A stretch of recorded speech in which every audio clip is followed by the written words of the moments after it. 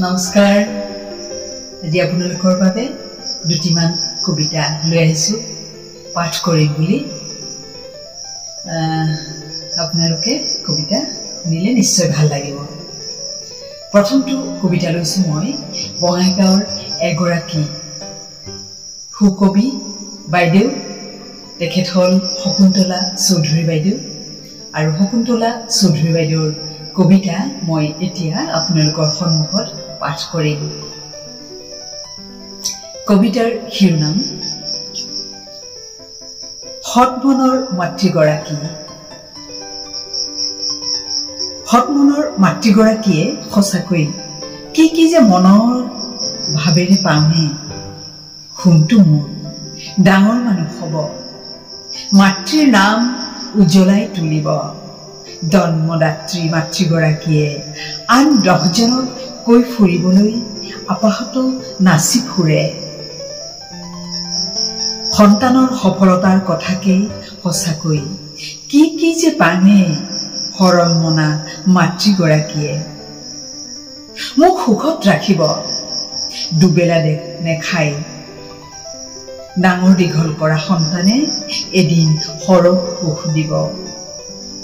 হয়নে সপোনে কেৱল সন্তানৰ মংগলৰ কথাই ভাবে ভালৰ বিপৰীতে কদাপি ভাবিব যে নোৱাৰে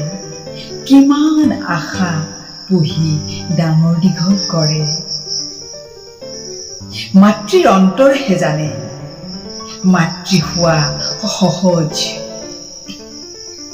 আদৰ্শ মাতৃ হোৱাটো কঠিন ধৈৰ্যৰ কোনো সীমনাই নাথাকে সাগৰৰ দৰে পাৰাপাৰ নথকা সীমনা সহনশীলা হলেহে সীমান্ত চুই যাব পাৰে সাগৰৰ সিটো পাৰৰ সপোনবোৰ দিঠক হয় কষ্টৰ অপাৰ সাগৰত সাঁতুৰিব পাৰিলে ভাগ্যই কেতিয়াবা লগ নিদিয়ে তথাপি আশা ৰেঙনিক খেদি ফুৰে মাতৃয়ে মৰুত মৰিচিকা খেদি ফুৰাৰ দৰেই মাতৃ হ'ব পৰাটোও নাৰী গৰাকীৰ অনাবিল সত্তা য'ত লালিত হয় মমতাৰ সাগৰখনি মাৰ আঁচল ধৰি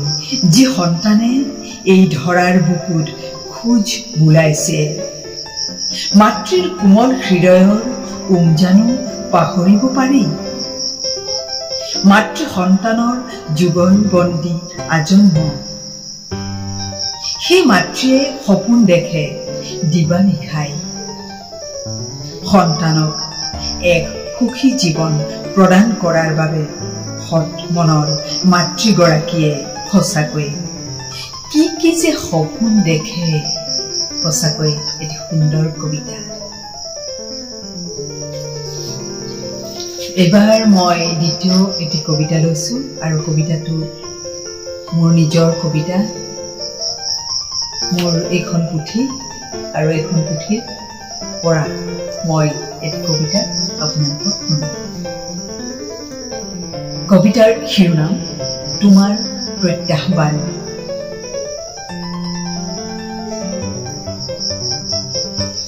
অনুৰাগ আৰু আকাংক্ষাই আৱৰি ধৰিছিল মোক ভাল পাই পেলাইছিলো যিদিনা প্ৰথমে তোমাক